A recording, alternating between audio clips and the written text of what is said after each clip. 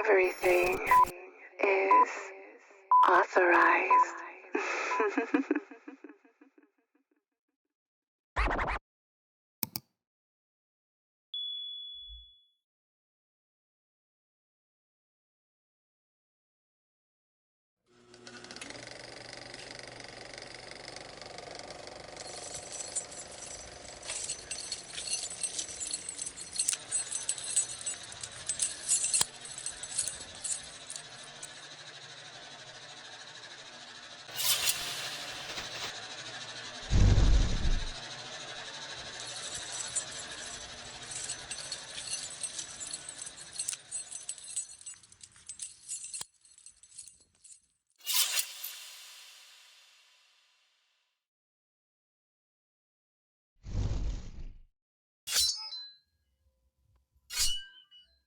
Witness the skill of Shaolin.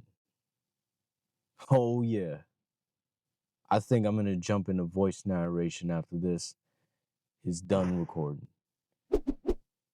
I'm throwing in my application and I'm logging off. Episode 1, live in effect. This is Lou, the producer of the Authorized Listening Experience music-based podcast, and we're getting into the first episode of the Classic Record Review subseries. This is The Purple Tape, also known as Only Built for Cuban Linx, one of the coldest titles I've ever heard.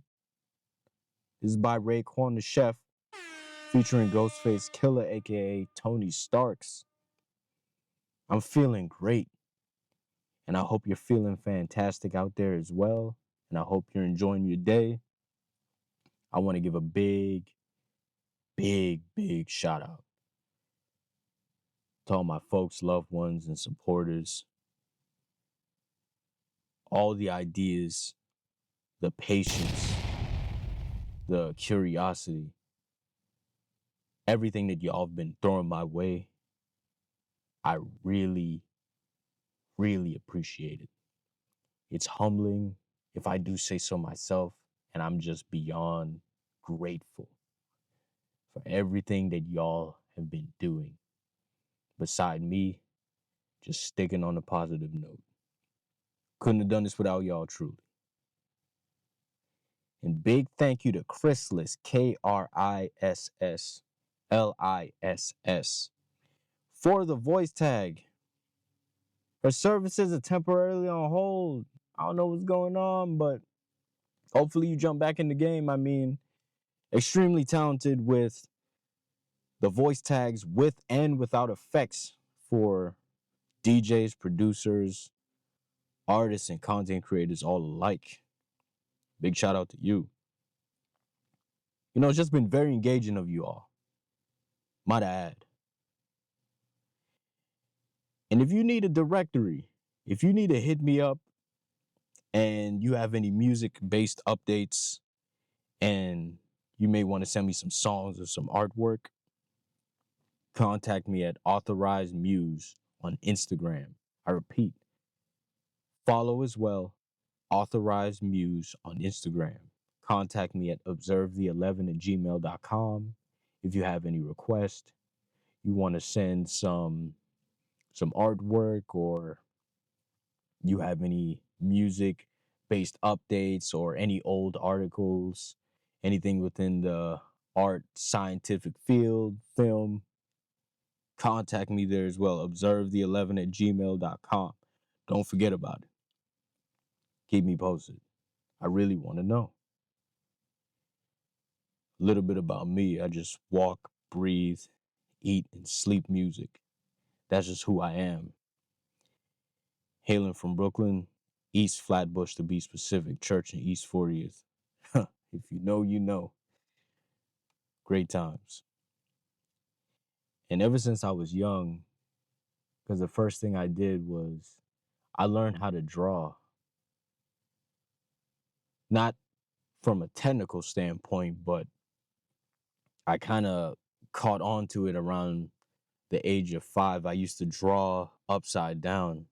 So it would be like The first thing I remember drawing when I was 5 was I drew a man, like a silhouette, but I drew his feet first and I drew everything else up. And it was weird, and I realized, wait,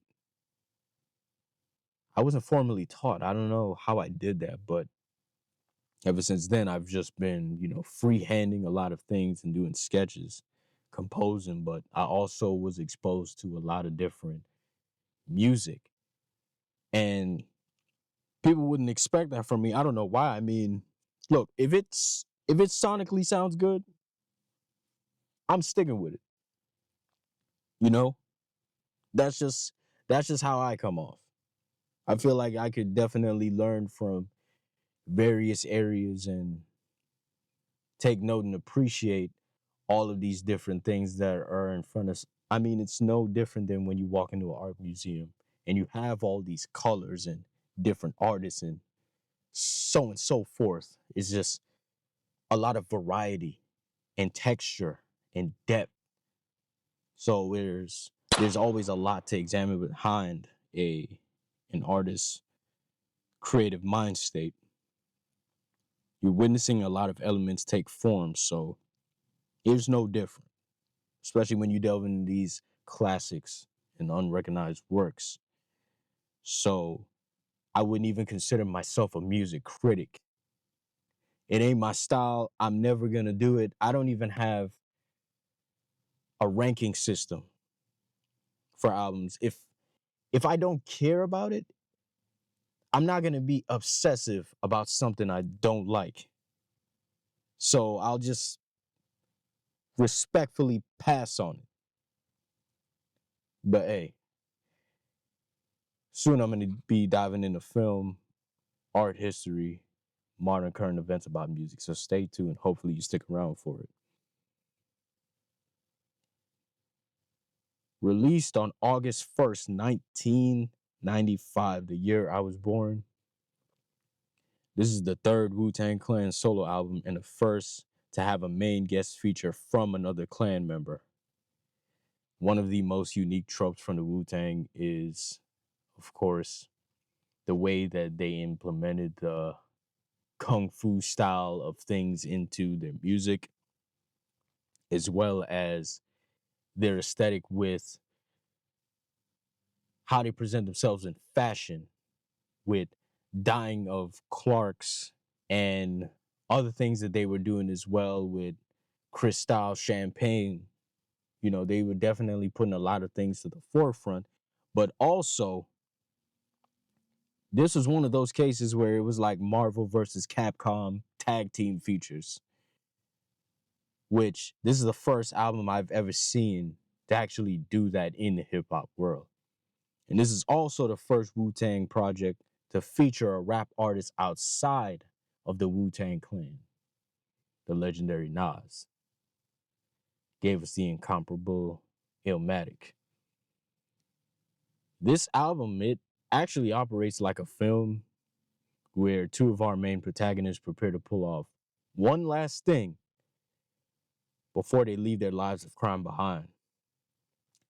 You got Ray and Ghost, two different personalities, two different hoods, Park Hill and Stapleton houses, and they're drawn together by a common purpose.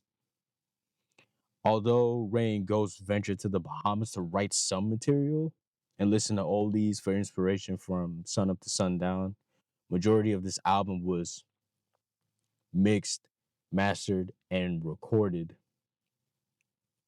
in the RZA's basement in Staten Island. And it even draws inspiration from 1989's The Killer, classic film, directed by John Woo, who actually mentored RZA in film, and they became friends till this day. And he was actually honored that RZA sampled and acknowledged his work, sent him a letter and everything. He never wanted money or anything of value in return. And if you have not seen that film, I must say it is well worth the watch. I mean, I was going to watch that film in parts one day because I was kind of occupied and I was really busy that day. but I couldn't put it down. I just finished watching the entire thing, and there's a lot with the characters, the dialogue is engaging, the camera angles, the action scenes. It was just a lot of things that really kept you engaged. So if you're really into that, yeah, I definitely give it a look. But anyway, RZA, he operates as the lead producer, director of this project, and he arranges, engineers, mixes with assisted mixing from the Fourth Disciple. But he really heightens the cinematic quality along with these layered samples, this foundation that he set for this mafioso-esque album. Because Ray, he would read and look into a lot of film about mafioso work, and it all blends together very well because throughout this album you hear the Killer's theme played out frequently. So it's inspiration meets inspiration, if that makes sense. So being that RZA is also a visionary and he has a lot of insight and knowledge of various subcultures, kung fu, film, arts, he considers himself a geek actually. It was just pivotal within the hip hop format. I mean, it was groundbreaking because it reformed the sound structure, and nothing like this was ever done before. You got a resurgence, a revitalized format of the Mafioso rap album.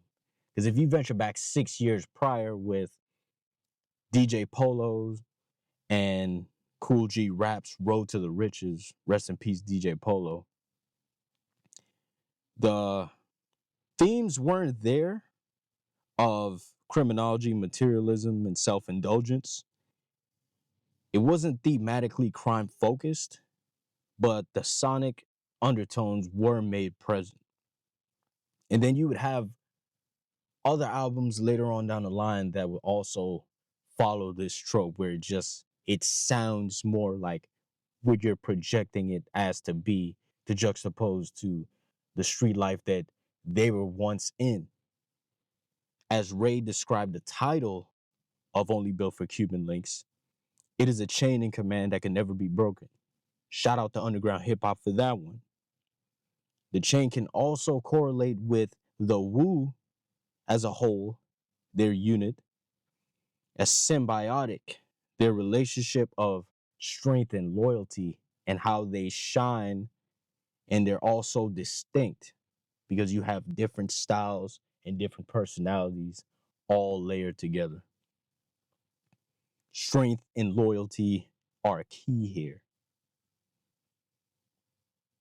So you look also into this album with the elements here. I mean, look at the characters, the dialogue, the subplots, resolution, and sound design. Dialogue being throughout these skits mainly. And it actually gives you a step to take back and you just witness the realism behind their stories and a lot of the hectic and dangerous situations that they've gotten themselves placed in. You look at this album cover and you also see the archaic, classy visuals, the reds and the yellow hues and the fly wardrobe. You have the chalice. You have the expensive bottle of wine, I presume. You have the Wu-Tang prop suspended in the background, and you have Ghost standing behind Ray with two arms over each shoulder. I also see partnership, a bond amidst all of these elements here. You know, opulence. This is what they really strive for. And what's also interesting is how in striving for perfection, which is the exposition of the plot here, Ghost, he stated something that really stood out. He stated, "Word is bond. I'm your eyes that's in the back of your head, kid." Hence why you mainly see his eyes, because there's a peculiar look to him. I mean, the shadowing, and the lighting that's casted over his face, that's very well fitting for his name. It's almost like a ninja. And when you also look into striving for perfection, you have the ideal tonal backdrop of the killer being repeated as well, the theme. And there's this bleak emptiness to it. But at the same time, there's hope because they can make it out of these circumstances that they're in, these ill-fated circumstances. And in the wake of that and all of this despair, their alliance can set themselves up for achieving prosperity. You know, it's steel sharpens steel. I mean, you can hear the distress and the anguish within their voices. It's like, what are we going to do? What's the next move? Just having conversations of seizing opportunities and just having a breakthrough and getting in front of this lifestyle that they grew tired of. Because as Ghost stated, his mom's windows got shot up. I mean, they've both been hit. It was just a lot of chaos that they're trying to make sense of. Whoa, that sounded like a mouthful, but top 5 tracks. I got to talk about this, and I'm going to do this on every single classic record review subseries. But the top 5 tracks, I got to talk about how these are my favorites personally. I'd like to know what yours are. Please give me some feedback. This is no order. Ice Water, Glaciers of Ice, Verbal Intercourse, Wu Gambinos, and Criminology. Straight bangers. I mean, throughout these 18 tracks, you get a lot of the things that Ray and Ghost would venture into, along with other features here. And being that the production is so diverse, it's very well fitting with how RZA he devised and he just picked out these beats and just made everything just fixate itself well. Because you could have MCs like, let's say, Master Killah or Method Man on here, and they could showcase their own unique style to these verses and on these forms of instrumentation. I mean, if you ever heard, for example, $500 Ounces by West Side Gun featuring Freddie Gibbs and Rock Marciano, the Alchemist produced it and he devised this drumless beat that literally fits all 3 of them. All 3 of their styles, it just matches this really awkwardly chopped beat. But this is what RZA was aiming for. And I feel as though when you jump into track number 2, which is Knuckleheads, and then you scroll down later to track number 18, the final song, North Star Jewels, there is a huge contrast here from the mind state or the growth of Ray from where he was at to what he can evolve into later on. I'll jump into that later, but this song right here, great way to kick off this album. Samples the dramatics Get Up and Get Down. It has this weighty humming bass. It's just really heavy on the percussions as well. And it just blares in the sound speakers. I mean, if you turn this thing up, it's just your bass is cooked. And it has this simple chord progression of keys. Features You God as well. What's crazy is You God, he went to jail after he laid this verse down. So you take a step back and you look at, okay, yes, what we get as listeners, we get the art. But the real story, that is something that is never presented to us, at least not on this scale. That will never be unfurled. But also, I must say, he really killed it on this verse. I mean, his assonance and rhyme scheme as well. You know, it just sounds like a heist is taking place between these three. But as he stated, this rap phenomenon, a correspond, took the arms, hit me on the hip and horns, rap chaperones, scars tones, bar throne, war tones, raw tones, blowing out the jawbones. It's just evoking the verbiage that the Wu is known for, the lyricism. Track number 3, you get in the Knowledge God. Stanley Black's Meadowland from 1965 is the sample. It sounds more like a symphony, and you even have the unintentional mic test of sniffing. As someone stated before, it has the KG or knowledge god to represent kilogram. I think that's also a very interesting theory. Whoever has stated that, I need to find them again because it's very interesting and I want to give them credit for that. But nonetheless, it was interesting. I mean, Mike Livonia is stated in this song is not even a real person, is actually fictional, but is based off of a video store owner. You know, Ray has a cousin Reek who got hit with 14, and as he stated, when he comes home, they'll light bones and he'll let him rock his 3G stone. These are some of the elements here that you take a step back and witness, where there's incarceration, there's violence, there are things within the outside world and other perspectives of people that are juxtaposed to them, that they really have it hard out here. Because look at incarcerated Scarfaces, where Ray is shouting out and keeping the imprisoned in his thoughts.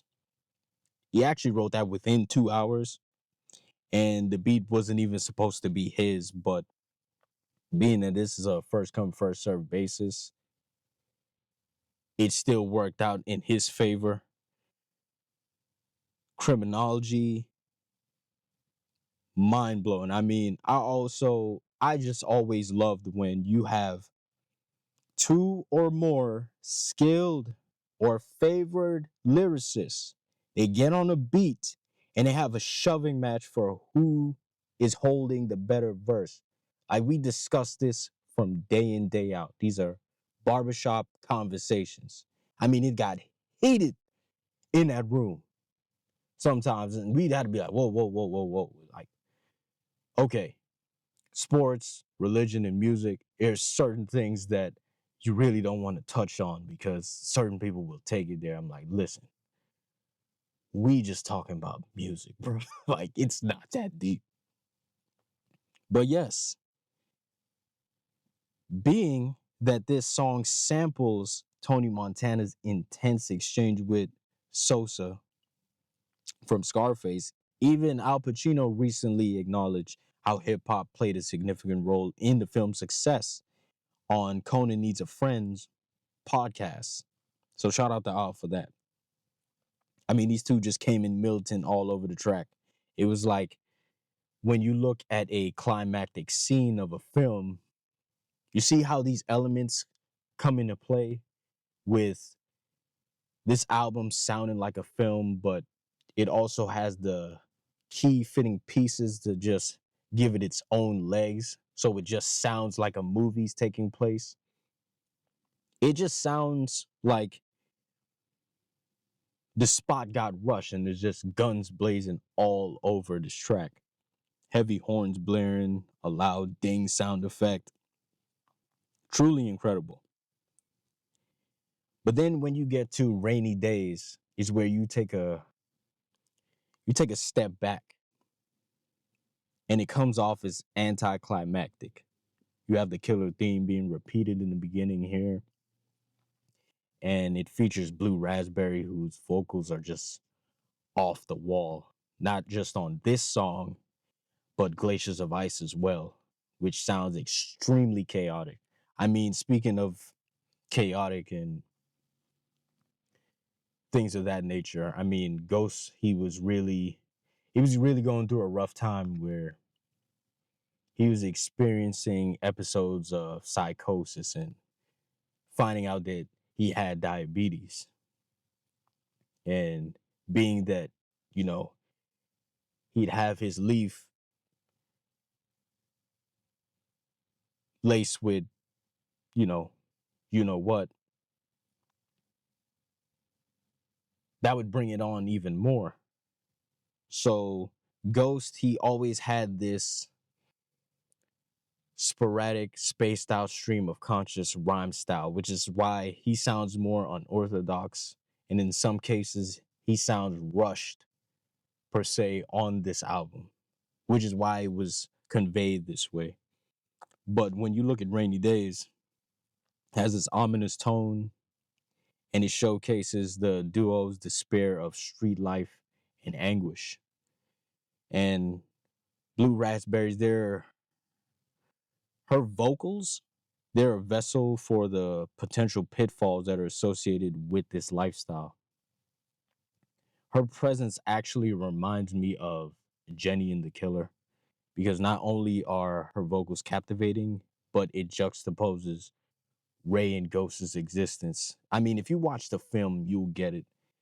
And every time it rains in that movie, it rains heavy in the film, which means something either unfortunate occurs or there is an airy feel, like a bad omen. This is just one of those songs that showcases that. I mean, Heaven and Hell, it does the same thing where these two, they don't juxtapose heaven and hell conceptually, but it just showcases how there's the epitome of unpleasant circumstances that can negate one's perception of optimism, because hell is more so a vivid representation of being on earth, because life is hard. You know, you venture throughout this album and you would have a lot of posse cuts and incredible displays of lyricism, like on Guillotine Swords, where you actually have this Yamaha VL7 synth with an MPC, which caused the note to stutter. It actually mimics a swarm of bees, even though it was actually mimicking Isaac Hayes' Do Your Thing sample. You know, you have Inspector Deck just kicking it off like poisonous paragraph, smash your phonograph in half, it be Inspector Deck on the warpath. Look, this is the type of guy where if you have him first in a relay race, your team is definitely going to win. Because when you pass the baton to the next guy, it's like you know what to expect out of this group. Same thing on Wu Gambino's.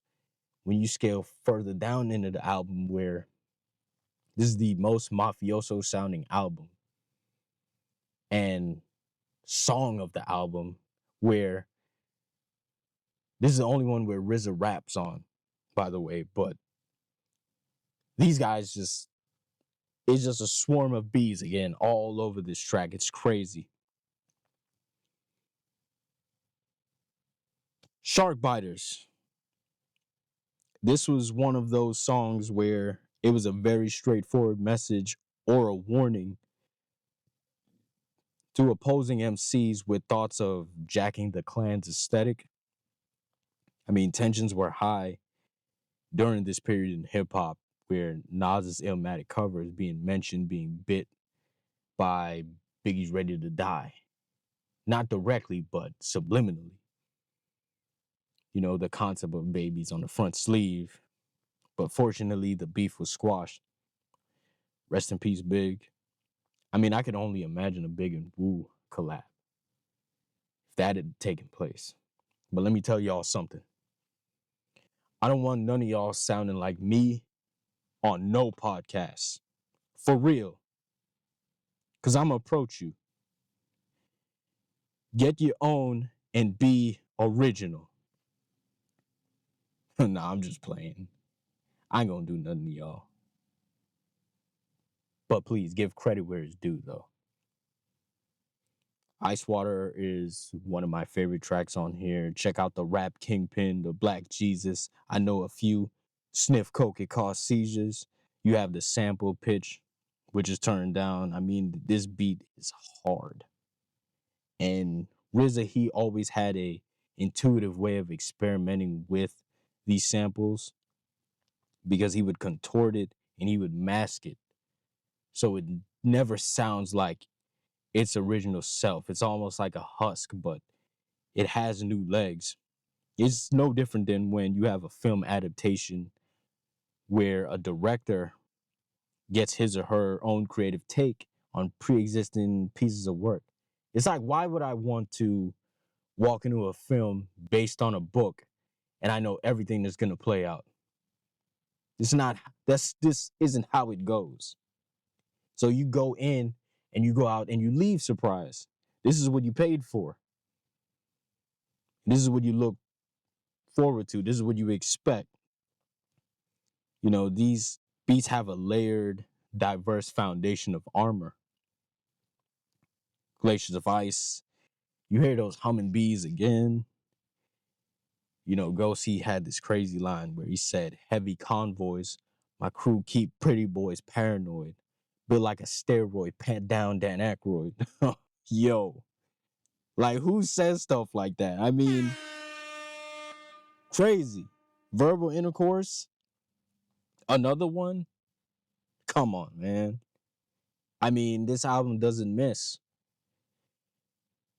Opening the track, you just have all participants, you have their vocals just overlaid over each other. So you can't even hear what's really going on. This may have been the first drumless beat that I've known about. Please let me know. Because I know they had 97 Mentality where RZA produced that, but he may have done the drumless beat thing first. I mean, yeah, the bass is boosted and it just gives the instrumentation a warm, fuzzy feel. Nas, of course, he had about 3 or 4 rhymes before Ray and Ghost looked at each other and was like, yeah, this is the one. Through the lights, cameras, and action, glamour, glitters, and gold, I unfold the scroll, plant seeds to stampede the globe. And that was that. That was the one that just changed everything. I mean, Ray and Nas, they clicked up already and would go to each other's hoods and chill, but Ray, this is where he appointed Nas for getting him on the album. He was actually supposed to be on Investigative Reports. These two actually got familiar because Ray got hip to his music when he heard One Love from 2 German ladies that he knew when he was riding around in New York. He just respected his craft and he felt like he saw himself in Nas. You know, it's just like the similarities there. Wisdom Body, Ghost is by himself on this one. Ray actually wanted to jump on it, but this is actually referring to Ghost's interest in an unnamed woman. Wiz is referred to as a woman in 5% teachings, and his voice was actually compressed down to 90 megahertz because he's more so high pitched, which RZA actually contorted as well. Spot Rushers, you get this elaborate story of Ray pulling off a heist as a stick-up kid, just getting down on an out-of-towner, pumping on his block. And you also get Ice Cream, which samples the Ice Cream Man from Eddie Murphy's Delirious. And you have other plethora of other samples that make up the chord progression and the drums as well. I mean, RZA's idea was crazy as hell, right? He said, let's make a song about women's breasts as ice cream cones. Yes, completely unexpected, but they even sold 20,000 shirts from the Wu Wear store alone. And this is one of the cuts that holds on to the chipmunk soul, which other producers would later follow, like Kanye West. These high-pitched soulful samples. Song for the Ladies featuring Capadonna and Meth. Shout out to all the worldwide sprinters out there from every ghetto across the globe. jet into the ice cream truck with some loose change. You know them days, man. Like you hear Mr. Frosty coming up the block. He pitched on the end of the block, and you have people in your house telling you, "Hey, can you get me this? Can you get me that?" And they all giving you money. And now you got to remember, oh, what orders to fulfill. You got to bring everything back. Make sure all your change and everything is in check. You know, you don't drop anything, and you know whose change belong to who. It's like, yo, it was a crazy time, man. Like, you didn't even have time to think about it. Your mind was just racing, but you didn't care. I mean, you better catch up, man, or you're gonna be smelling that smoke, might I add.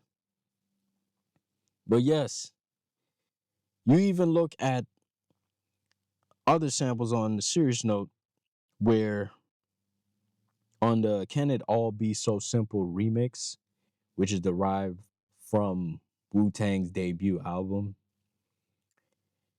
and it opens up with a confrontation from an unknown drug dealer that has gone awry, and Ghost gets shot in the midst of all this confusion. So you have this transition point within the album, which sets itself up for how it ends later on. Because when you listen to both Ray and Ghost's verses, they both touch on pivotal moments within their past, you know, both being shot and doing things within the streets and embracing the double-edged sword. Where there's wins, there are losses. However, they sound more focused and they're still on the brink or on this journey to achieve what it is that is necessary, the end goal. So when you go to the final song, North Star Jewels, now that could be the Wu-Tang production. Start to knuckle up and gunshots start to click, the blocks ducking. You have Papa Wu, rest in peace, who was an elder and spearhead of the Wu, who's literally giving Ray nuggets of wisdom, jewels, samples of Barry White's Mellow Mood Part 1, and just when a beat drops, it just sounds well orchestrated. And witness it, you're witnessing Ray's transition from an adolescent to the man he became, as stated in Papa Wu's insert. And the North Star is the highest point of elevation. You know, absolutely masterful. You know, Raekwon, he's reminiscing on past street adventures, but yet he's on the verge of evolution. You know, even mentioning I had a mint sticking up the Vons, hitting them with nines, which is the RZA's brother.